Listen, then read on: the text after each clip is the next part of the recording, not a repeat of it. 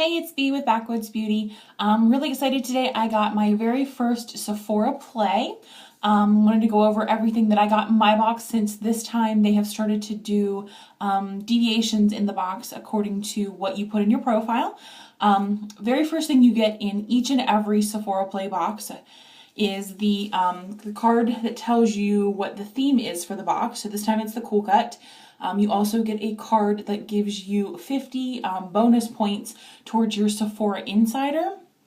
I unfortunately will not be able to use these just because the closest Sephora for me is 2 hours away.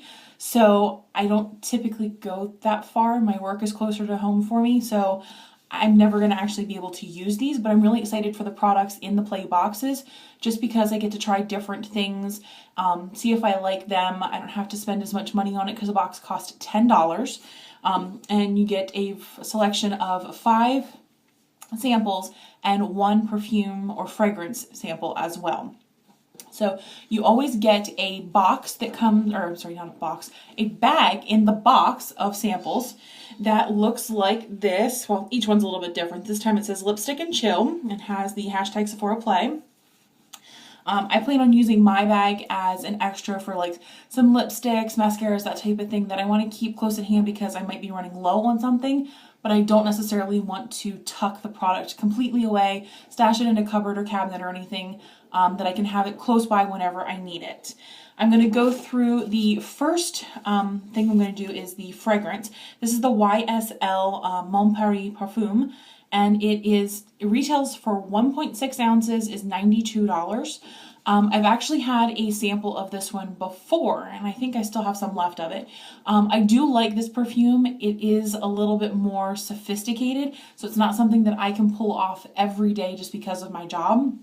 But I do like it. It is something nice that if I'm planning on going out or I have a special occasion or something, that I can go ahead and apply this. It's not one of those that I love it so much I would justify paying for the fragrance, but I do like it that I will wear it occasionally. It's not something that I always turn to. I really like the Elizabeth and James Nirvana Bourbon. That is my favorite. That's my go-to. I have Scentbird, and I'm so disappointed that Scentbird does not carry that. So hopefully they can get on board with that. They have other Elizabeth and James stuff. Okay, the next thing is the Skin Ink. It is a, Pure Revival Peel. My understanding of this is kind of like a mini microdermabrasion treatment, sloughs off dead skin cells. You can actually use it as a spot treatment, I was reading on Sephora's website. Full size is 2 ounces, and this one is a 0.17 ounce. So I'm thinking I'll get a couple uses out of that because I have a couple spots that get really dry on my face that I can try using it on. I'm a little concerned though because my spots are actually eczema, so depending on what's in here, I'm not sure how much redness it's actually going to bring out, and I'm a little worried about that. So if I'm going to use this, I think I'm going to hold off and only use it like if I'm not going somewhere for like the next day, that way I can tame down the redness and have a little bit of time. Next product is the Belief the True Cream Aqua Bomb. This is a tiny little container.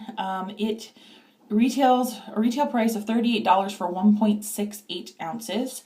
It smells nice, and it's kind of an odd cap. Like you think just this part should come off, and when you take it off, you literally get like a top hat type thing, which is really odd. And it's kind of like a bluish colored cream that's slightly translucent. I'm going to give it a try. I have other moisturizers. I'm willing to try different moisturizers to see what I really like. I have a couple things that I usually gravitate towards and are willing to spend the extra money for. So I'm interested to see how this one works out. Next is a hair product. It's the Christopher Robin Regenerating Mask with Prickly Pear Seed Oil. This one ought to be interesting. Everybody says it does really well for their hair.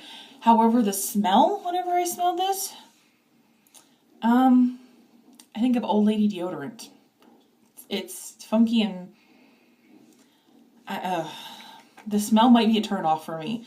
Being that I work in a doctor's office, this seriously just brings back little old gray-haired ladies. Not that it's necessarily a bad thing, but I don't need to smell like a little old lady because I'm not there yet. Anyways, people were saying it does really good, but the smell is what gets them. So hopefully it does what it says. Maybe this is going to be one of those things where I do the mask on a weekend where I'm not headed anywhere, and see how it works for me. Then, I don't think I told you, that full size is 8.33 ounces and retails for $71. That had better be some banging hair mask for 71 bucks. I'm not even getting a decent amount. Anyways, the next thing is the Blink Mascara Amplified. And I saw that this was coming in the Sephora Play, and I thought, oh great, another mascara, you know, it's a travel size. I rotate through my mascaras on a regular basis just because I work in the medical field and I'm exposed to stuff on a regular basis. So I prefer to switch out my mascara at minimum every 3 months just because of what I'm exposed to, what I'm dragging home. Even though I scrub and everything, it's still, I just prefer hygienically for me to throw them out occasionally.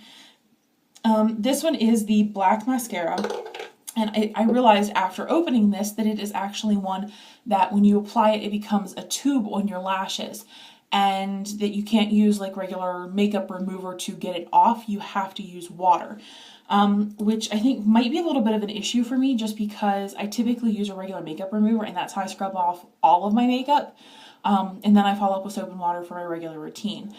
Anyways, this has, you can see here, a nice full brush. It feels like it's a decent weight as far as, you know, that you're going to get a lot out of this. I'm interested to see how this is, just because I've never tried a tube mascara before. And I'm interested to see how my lashes look with that, because I do have problems with thinner lashes because of some health issues. So I'm interested to see how the tubes work and if I actually really like it. This mascara is the full size is 0.3 ounces and it retails for $26. And the sample is 0.1 ounce. So it's about a third of it. We'll see, you know, it feels like a decent amount, but $26 for mascara, that's pretty pricey. And then the final thing in here is a Smashbox liquid lipstick. And I actually have this on today. I like the color, I like the formula. It seems to sit really, really well. You can see in the container, this color is called Driver's Seat. And honestly, it's kind of hard to see. It has a unique little applicator, little doe foot applicator, but it's more like teardrop shape, and it's kind of got like a reservoir in the middle to hold more liquid lipstick, so you really only have to dip into the container once. On Sephora's website, they actually label this color as being a pink color. However, I do not feel that this is at all anywhere remotely close to a pink. To me, this is like a dusty brick red, a little bit deeper color. I mean, I like it on me. It definitely, I think, matches my skin tone really well. I would wear this one on a regular basis, but to me, their description of it being pink does not fit. This is not a pink color to me. I like it, but I don't think pink is the correct description. So overall, I'm really happy with what I got out of here. I think I'm going to try a bunch of different stuff. Like I said, I already like the lipstick. Interested to try the mascara. Always up for a good face cream to see how that works. Hair products, I love conditioners.